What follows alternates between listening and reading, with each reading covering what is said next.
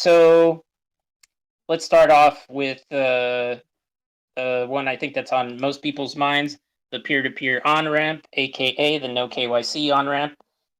So right now, it is whitelist only. So I noticed a couple of people in tech support asking or having bugs, etc. But it's just because you have to be whitelisted. So if you would like to be whitelisted, just well, either I would say DM me, but DM Mac or Dave, and then they will put you on the list so that I can add you to the whitelist.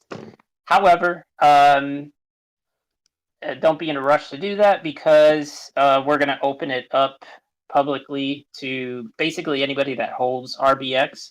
So if you hold RBX, you're going to be able to start using the peer-to-peer on-ramp.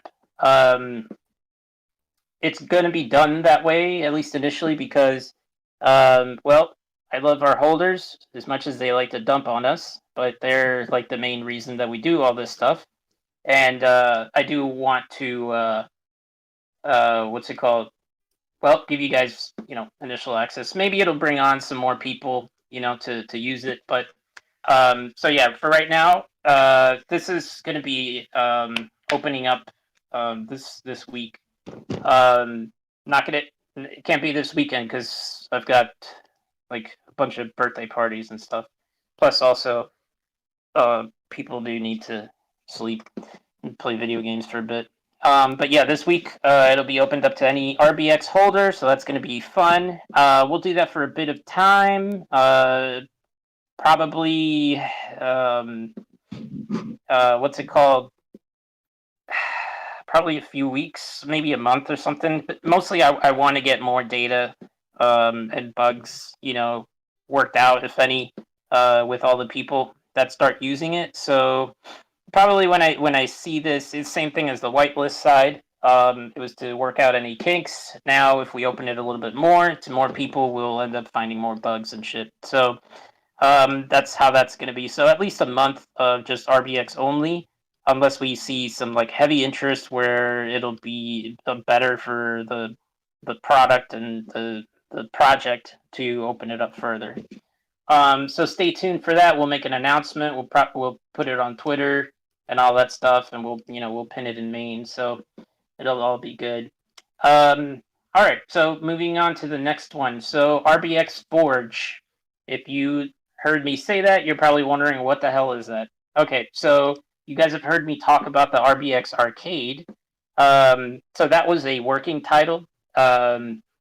We hadn't really agreed on what to call it. So it was just, we're going to go with Arcade because arcades, have all sorts of different things inside of them, different, games. So finally, but it's not an arcade. Like, it's not a game. It's not like a metaverse thing. Give me a second. I dropped something. Okay, it's not like a. We don't want people to get confused and think it's some sort of metaverse thing or actual video games and stuff like that. I mean, if you think that trading is a game, you better learn, son. No, but like if you find it entertaining as such, then I guess it would be a video game. But all right, so the official release name is RBX.Forge. That's not a website. I'm just telling you how it's spelled. RBX Forge. So the Forge. That's how it'll be labeled on the site. And for this, I know I mentioned a couple of, what the whole point of it was. It is what Rocket Labs was supposed to be, or what it was or is. So it's mostly going to be experimental financial assets and derivatives, experimental products. And by experimental, I mean that they're new concepts, never been tried before. It's not going to be rehashing other existing products. That's not what we're trying to do. Just realized I had the phone far away from me. So we're not rehashing other products, adding a little twist. Now that's not it. These are completely new, novel, never before seen stuff, which is what I don't know. I would say that us building out all this infrastructure that we have, all of these applications, the dApps and stuff like that, this is we're getting to the culmination of my ultimate goal. Was which was to build out all that back end and stuff like that, just have like a really solid product base, and then just start doing some real crazy cool shit. So that is what the RBX Forge is. So let me go over. We're going to be releasing initially at least three different financial derivatives. So 3, yes, and these are the ones that we're actually going to be doing through the Launchpad. I'm not sure if I'm going to mention this one. So to put in perspective, well, no, that's not perspective. All right, so the first one, this is the one that we've been talking about the most internally, and it's had the highest level of development and possibly interest as well. So it's a new type of financial derivative. It's well, I guess you could call it like an options. It's like a type of options contract. Jesus Christ, I have to put in. Okay, hold on a second. I'm just clicking some buttons here. Okay, Baconator fries. I know it's ridiculous. I'm trying to place this order, and I'm getting hounded on to do it. Lettuce as a bun. It's disgusting. Actually, it's pretty good for keto, but it's breaded chicken, so yeah, I guess kind of defies the purpose. Okay. Okay. Okay. All right. Sorry about that. All right. So the first financial derivative, these are going to be launched through the Launchpad for like that initial liquidity. Guys, I'm gonna have to fucking mute you guys. Seriously, like just. Well, I'm muting it. Okay, so all right, the first one, it's called just the name of it, it's an ASD contract, right? So that stands for amortized stochastic delivery contract. Or amortized stochastic delivery. So it's like an option, right? Where you buy this contract, you buy this option contract or this derivative contract, and the whole point of purchasing it is to give you the ability to purchase a group of tokens at a very deep discount, right?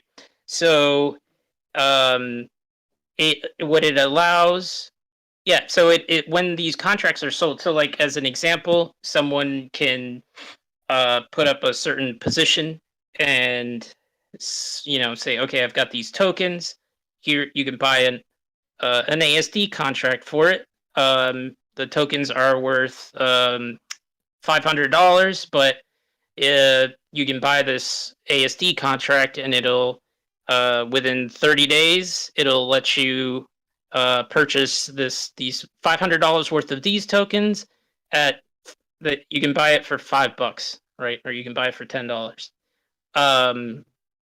So how that's done?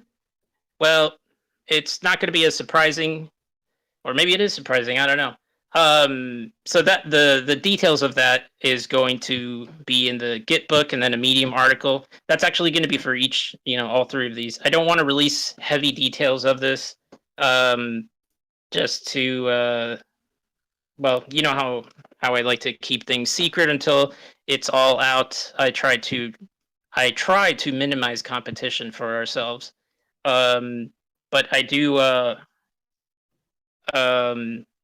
do want to keep you guys informed of what's in development. So that's going to be like the first one that is going to be released through the Launchpad.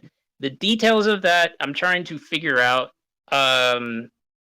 Like, in order to participate with an ASD contract, we'll probably do like a whitelisting event, and then you'll have to have a certain token. I mean, yes, RBX, but you would buy this token with RBX. So let's say you have to spend 1,000 RBX so you can get one of these tokens, which gives you access to the ASD contract. That's kind of like what I'm thinking. Either that, or it'll be to provide liquidity for several ASD contracts to get released. And to make that part clear, ASD contracts, like anybody will be able to go in there and deploy their own ASD, right? So if you want to offload some tokens, you can, you can basically wrap them up into an ASD, put it out, and then have people buy it that way.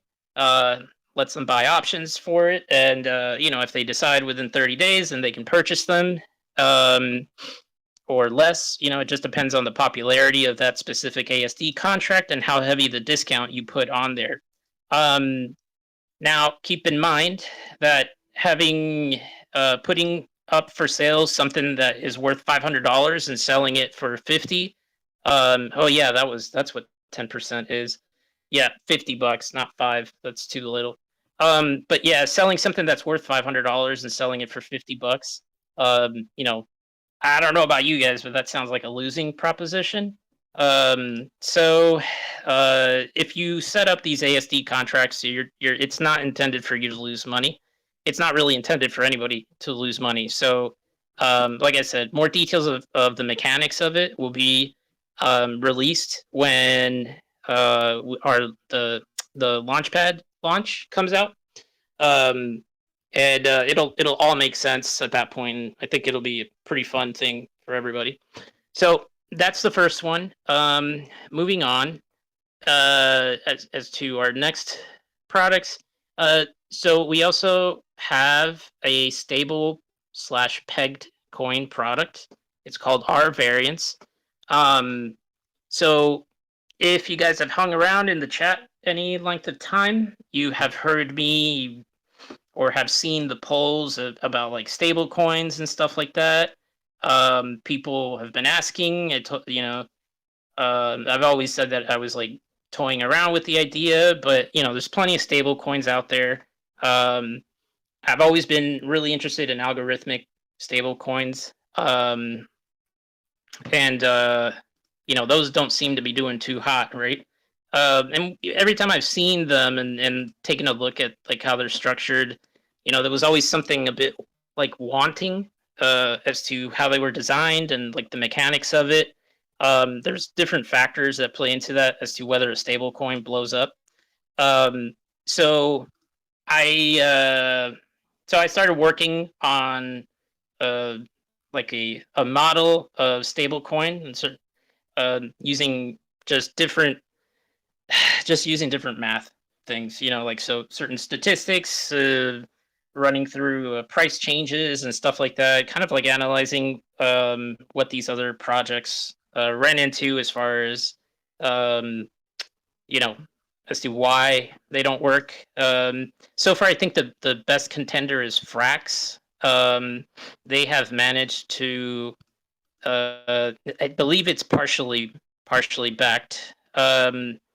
So that one, and a certain amount of Frax is backed by solid assets like USDC and Ether, and then there's another portion of it that slowly grows over time, that is backed by their governance token or their seigniorage token, and it seems to be working pretty well. It does, like, I don't think that they're strictly trying to never lose the peg, but definitely keeping it around where it's supposed to, and so far it's been pretty good. Also, Ample Fourth has been, it's been around for a long freaking time now, like at least in DeFi terms, and that one's been pretty successful. It's more of a rebase token. I don't think that they're I think what they've been trying to do is to actively target the US dollar value in 2009, I think, or 2015, something like that. But yeah, those two concepts, they've worked. This one is not at all like that. I mean, maybe a bit, but so what this product is, it's called Variance. It's a brand new way to deploy a stable coin or a pegged coin, and the target audience for this product is for projects that I mean, maybe they want to release a stable coin, maybe they want to release a pegged coin. That's great. If they want to do that, that's great. But what it does is that it creates a new avenue for liquidity for their holders. Um, and it really helps. Well, it helps grow liquidity, and it may increase the number of users, and more than likely would increase volume for that project. So basically, all the good things, right? And it's done with specific mechanics that well, I'm going to be putting out a technical deep dive on it into our Git book. That's right, we have a Git book. We have a docs section. We've actually been filling it out a lot internally for our devs, just to maintain a library and database of all of our stuff. So, but there's a public side of it, and I will be putting in a deep dive into that, how the R variance works. And I will also be putting out a Medium article that'll give a more higher level overview of the mechanics and honestly how you can profit off of how it works. That there's going to be plenty of alpha opportunities, I would say. So I think it would be a good idea to at least read the Medium when it comes out and understand how it works. So that one is to be released. I mean, honestly, I really want to release it immediately, but we have to I have to do more testing. I want to run different simulations on it and make sure that what I modeled in Excel is working in the real world, sort of thing. So we'll be doing a lot of testing, not just for the code, but also it's something called Monte Carlo analysis. And what it does, what that lets you do, it lets you model literally thousands of different combinations of what ends up what can potentially happen. So doing that on a smart contract is a little bit more difficult than doing it on an Excel sheet. Funny. But no, it's not Bayesian analysis, although I'm a big fan of that. Bayesian probability distributions and stuff like that. Okay. Yeah. So once we're done with the ASD launches, then we're going to release the R variance product soon after. Moving on to our third and final. Well, it's not our final. I've got another one, but that one's just not worked out yet. All right. So then this one, the final one I'll be talking about tonight. It's called the adversarial participant redistribution agreement. So that is a derivative. It derives its price from assorted factors like certain metrics across all of holders, and then also individual and group metrics and their various trading behaviors. So basically, what other people do will affect the price of this derivative. And also what you do, of course, will affect it. So then there's that part of adversarial. So there's a certain aspect of it that is potentially competitive. But what it boils down to is that you can just trade it, but your skills with trading this specific product is going to play a very large role in determining your position's value and any potential profit or loss that you encounter. So it's similar to poker. Honestly, it's very similar to trading in general. Trading, for those out there that have been trading and I've been doing it for a while. Trading is very similar to poker. Obviously, there's a lot of shit, that's moving around and stuff like that. But you kind of want to anticipate what other people are going to do, and then that's really when you start making money, when you start doing that correctly. So those sorts of skills will play a large role in this, and I think you guys will like it. Honestly, I think so. We've been in heavy development on our side, not just with the smart contracts, not just with the modeling and the analysis of said contracts, but also very busy developing the user interface for the Forge in general, and then just the different components that we need in order to build out the user interface for these derivatives. It's going to be, I mean, it's going to keep the same theme of our current DApp, the launcher, but it'll be, I don't know, I think it's much more fun looking. There's more color, that's for sure. So we've been, developing this stuff in tandem. I'm like really freaking excited for this because I think a lot of people will like it, even if they don't care about our decks, if they don't care about staking. I think there's going to be a lot of people that end up coming to RBX to participate in these derivatives, especially considering the fact that we will be the only place that anybody will be able to trade these derivatives. And as always, I'm all about team spirit and all that stuff and collaboration. So we will be opening up the possibility for other projects to be able to release their own versions, or what's it called, to have any of these contracts, options, agreements tied to their tokens and stuff like that. Honestly, the more the merrier. So like if people from Dinger, for example, they're a good client, we're good friends with them as well now. If they wanted to open up an ASD contract, they can, or if their users want to do it, knock yourself out. The APRA, man, maybe I should rethink that one. So the APRA contracts, same thing, the adversarial participant redistribution agreements. That is a fucking long name, but I mean, it's the best I could do. So APRES. Maybe I should just call it ARPA.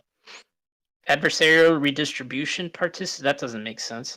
Well, whatever. So yeah, team spirit, that sort of stuff. So I want a lot of projects wanting to get on board with this stuff because this is the kind of stuff that over my entire time working in the financial industry, I'm like, man, it would be cool if we could do this, but it's literally impossible. If only there was a way to do it. And then, after DeFi really caught on, this is really kind of what I've been waiting for. Been really wanting to do this. So that's going to be fun. Those are going to be all released through the Launchpad, or at least one of them will. I think that will be good for not just bootstrapping these new products, but also bootstrapping the Launchpad itself. All right, so moving forward over to the Launchpad, because we got a few things here to go over, and it's been 45 minutes. All right, so the Launchpad, the initial release, coming within. I mean, it's so that you guys know the Launchpad is good to go and all that stuff, and it's tested. We just only have it on testnet because officially we were only going to bring in projects that we vetted. We haven't really been heavily promoting that, nor having our sales team focus on that. But it's been there. It's ready. It would just need to get moved over to mainnet. So in order to get to that point, and really just, I mean, at this point, I think I just want to open it up to whoever wants to open up a project. It would obviously show that it was an unvetted project, and all of that stuff. So people will have the information they need. But then also it would just start bringing in people launching stuff, along with like a token launcher as well. That's later. Yeah, so like if you have an idea, you want to launch something, you can launch the token directly from the Launchpad, that sort of stuff. But yeah, so initial release coming with an like initial whatever launch item in the next week and a half or so, week and a half, which will coincide with the ASD contract releasing, and also we'll be giving more details during. I believe it's next week when we're doing it. We're finally doing the AMA with DeFi Angels. Very excited about that. Um, that one's gonna be probably somewhere between an hour to 2 hours long. It's very in depth. They're very professional dudes, and they ask really good questions. They even ask the tough questions, which is what I like. So we're I I'm hoping that it's sometime next week. Like I'm hoping that it's next Thursday. So once we agree, once we agree on a time, we should probably get that squared away uh, by the end of the day tomorrow or early Monday, and we'll put out an announcement and put it on Twitter and all that stuff so you guys can catch it. And of course, it'll be recorded, etc., etc. We'll try to broadcast it everywhere, same as tonight. Um, but yeah, so let's see. Yeah, so initial release will be for AST contracts or one of the aforementioned derivative products is what I wrote here, but really it's going to be for ASD. Um, and this initial release, as mentioned before, you are not going to be able to buy whatever is being sold with Ether, BNB, or AVAX. You will only be able to purchase whatever gets sold with RBX tokens only. This is not forever. This is not for all launches. Just for these specific launches, only RBX. We don't want your. We just want we want tokens. So pay with RBX. That's the only way to do it. It's a good way to well, yeah, additional utility for tokens, all that, yada yada. Maybe we'll get some more holders, but honestly, it's really because I want to keep it kind of like in the fam here. Um, and RBX holders, whoever you all are, I think deserve, to be able to do something with your tokens, right? Other than stake them. So I'm gonna try to release it across all three chains, but that is not a promise whatsoever. More than likely, it'll be on BSC, maybe Ether now that the gas is really cheap. I just want to be able to maximize the number of people that participate or that can participate.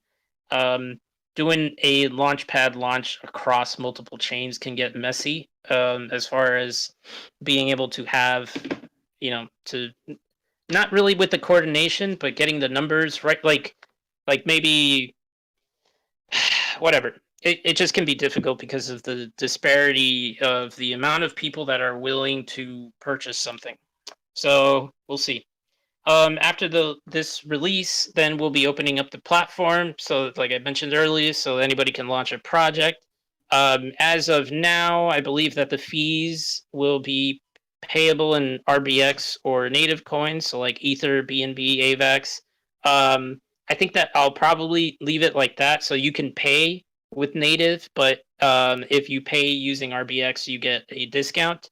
So that's probably that's kind of like the direction I'm feeling more towards. So, but yeah. Um, so that actually kind of brings me over to the next that I wanted to mention is product gates. Basically VIP access or just product access in general. When we first started releasing products, we wanted to just leave it open so anybody can just participate and use it. We just wanted people to use it, try our stuff, and be like, "Wow, this is great," or "Wow, this is terrible. Here's what you can do better." That sort of thing, just to maximize the number of users. But I think it's about time that we start to gatekeep some of these products. I would say that every single product will be usable by the general public. That's kind of like what I want to keep. Like everybody's going to be able to use the DEX whether they hold RBX or not. I don't think it would be smart to only allow RBX holders. Although most of them are probably RBX holders, but as far as growth, I don't think that makes sense. But we also want to maintain and increase our tokens utility, as was the plan, because RBX gives you access to our stuff. So starting next, I would say, what quarter are we in? We're in August. So whatever quarter we're in, but over the next couple of months, really, we're going to start putting some of the products either behind an RBX gate or what's it called? Offering heavy, like a heavy discount. Usually 50% is what I go for. So like a 50% discount for RBX holders. So if you hold a certain amount in your wallet, then you get a discount on whatever the fee is for using that product. Like I mentioned earlier, every product's going to be usable whether you hold it or not, but certain... Oh, we're in Q3. Okay. So when does Q3 end? So what the hell was I talking about? Right. See? Distractions. All right, so possible discounts. When I gotta stop reading. Okay, so probably a 50% discount. Certain features are only going to be able to. They're only going to be available if you hold a certain amount of RBX. What those features are, I'm not sure. I don't think I'm going to gatekeep Ludicrous Gas or Ape Mode. I think that actually those are really good introductions to the RBX ecosystem, and people like it. And so I don't think that that's going to be the case. For the DEX, there's probably just going to be a reduction in fees for holders. But like certain, like for example, our whale orders. Whale orders are probably going to have a minimum RBX requirement. I figure that if you're a whale and you want to,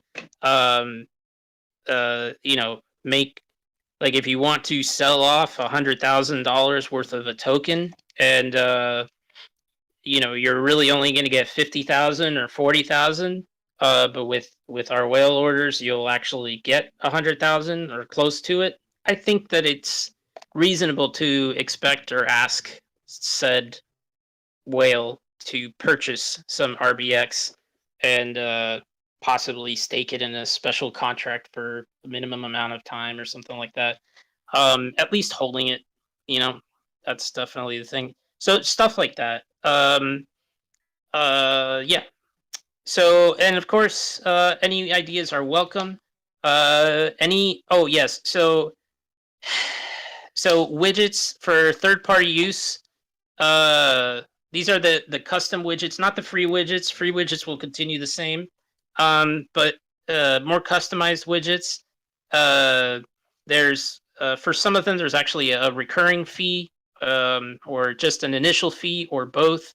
But for the paid ones, they're going to start requiring, or we are going to start requiring that the project holds a minimum amount of RBX tokens, and they have to hold it during the time period that they are using these premium widgets.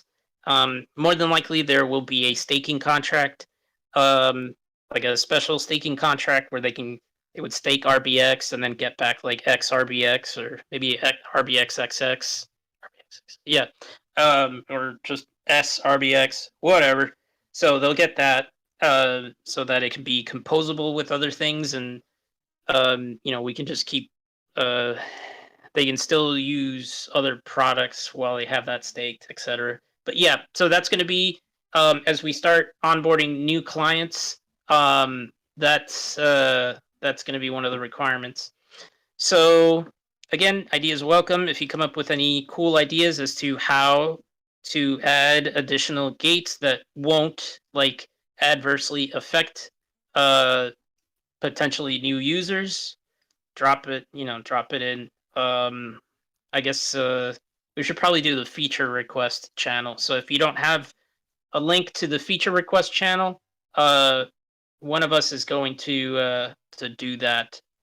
Probably Mac or Dave. All right.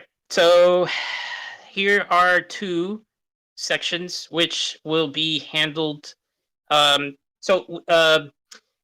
Regarding the sales team, I'm gonna let Dave do this one. Let's hear it, John. All right, so Dave's taking too long, so I'm just gonna do my own thing. So he was supposed to talk about some search engine optimization. It's my understanding that we've hired a CEO management team, and they've already started. SEO. And Yes. yeah, I don't need to be so managed. yeah. Okay, well, debatable, Yeah. debatable. And the great thing is they're a part of the community and are holders. So that's great. They're committed, they're invested also both financially and we're kind of doing their own thing. And then we have some new hires kind of thing. So PJ introduced himself to the Telegram earlier this week. He's our sales management team lead kind of thing. And we've also put on an ad for new hires, and we're currently reviewing applications. We got some prospects in the works, and we've kind of streamlined. Oh yeah, sorry. Correction. PJ is the business development lead, not the sales development lead. Small distinction, but very important. Several prospects in the work. Now since we've streamlined the sales process and management, and we plan to increase our sales force because we've done a lot of automation on the sales back end, as far as sales prospecting and stuff like that. We're allowed to get these sales guys a bunch of leads to them quickly, almost instantaneously as they come up. And yeah, so that's pretty much it. Thanks to you, by the way. You've done a great job automating our lead capture and pushing it directly to our CRM, which for now is HubSpot. Yeah, it's been good. Just so everybody knows. And now Dave is here. Well, Dave can talk about the SEO stuff, unless you wanted to add anything in addition to the sales stuff. This is the smoothest VC ever. Yeah, right.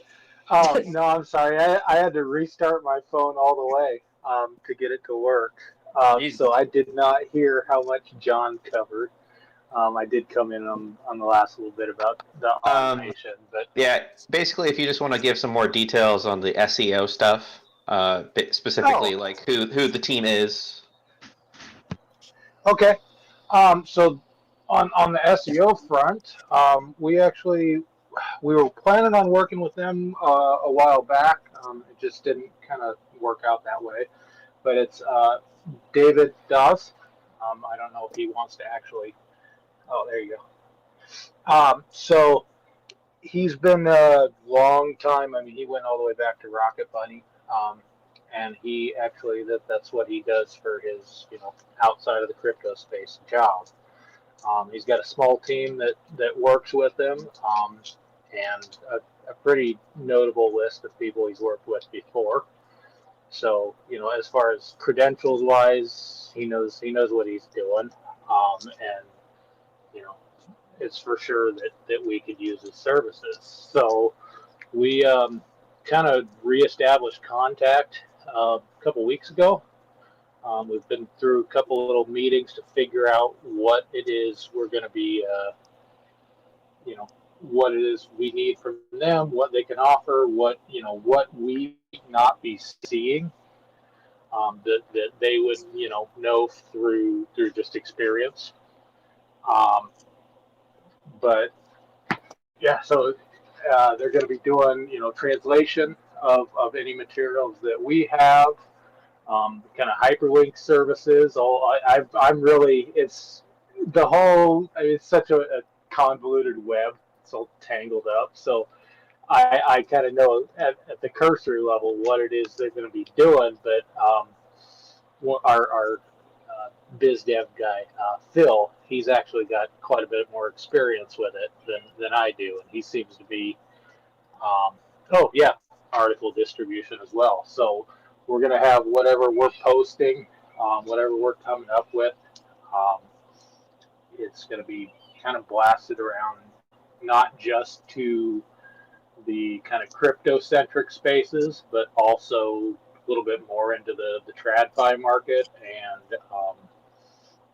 just financial services in general. So I'm really expecting that they will do a good job on this, and we will have a lot more eyes, at least viewing what it is we have and the concepts that Sai's working on here.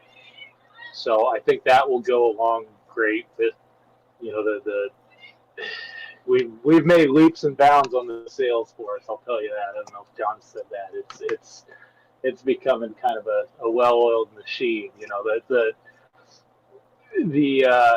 The pool of leads that we're picking from is not quite cooperating at the moment, but I think once we get to a market where good, talented teams and projects are popping up and looking for longevity, we're gonna hit the ground running. So all of this is kind of coming together. It's all coming to a head all at kind of the same time to coincide with the Forge and the peer-to-peer on-ramp and off-ramp. And I don't know, we're going to weather the storm. I believe, I don't know. We're not giving up on any of this. But it was never a question. Jesus. It's just, well, come on now. Well, I mean, sometimes people get worried when there aren't updates and stuff like that. I have a tendency to want to only release news when it's like solid, when it's like either ready or about to be ready, that sort of shit. I understand the hype train and stuff, and maybe it's better for marketing, but I feel it's our obligation to to be transparent and only really tell the truth. I feel there's no fear. That's not Freudian. I feel that is the best way to maintain longevity in for a project. There's been a lot of projects since the start of DeFi that have made crazy promises and then they don't deliver. They're rugs, or people lose interest, that sort of shit, especially because they don't deliver. So yeah, I would never want to. I mean, I don't mind dropping hints, but yeah, that's why, guys. But we're always doing shit in the background. We're always developing. This whole list that I've got that I went over today, that's not even half the shit that we're doing, but it is the most solid stuff. So it's what I feel comfortable sharing as true. And on that note, we have a daily sales team stand up where we're just kind of checking in, seeing what everyone's doing. And they're supposed to be 15, 20 minutes at max, and I don't think we've come in under 45. And Yeah. it's always some good ideas and good back and forth happening. So it's I don't know. It sometimes feels like people think we're not pulling our weight, but it's a grind. Yeah, little by little we do everything. We do the same thing with the dev team every day around lunchtime. We have a stand up. We got to do it at that time because everybody's in different time zones and stuff. But we go over everything, make sure things are running smooth. Everybody's doing what they're supposed to, and also it's just nice to hear from people and to see what they're doing. So yeah, that I think about wraps it up. If you have any questions, please drop them in the main chat. I guess you could do it in Twitter, but I'm not going to see it. So Telegram is going to be the place to do it. And I don't know if John still wanted to wrap up. Or are we wrapped up? Yeah. I'm gonna wrap it up. I don't see any questions in the main Telegram chat, and let me check Twitter one last time. Nothing really. So I think we're done. Just so everybody knows, if you missed some of this or just catching the end of it, anyways, the entire VC will be posted into YouTube and Telegram, and it's being recorded on the Twitter space here. And we'll get that to that soon. And then the minutes will also be pasted around. So if you just want a TLDR on the stuff, that'll be available to you as well. Woohoo! All right. Bye, guys.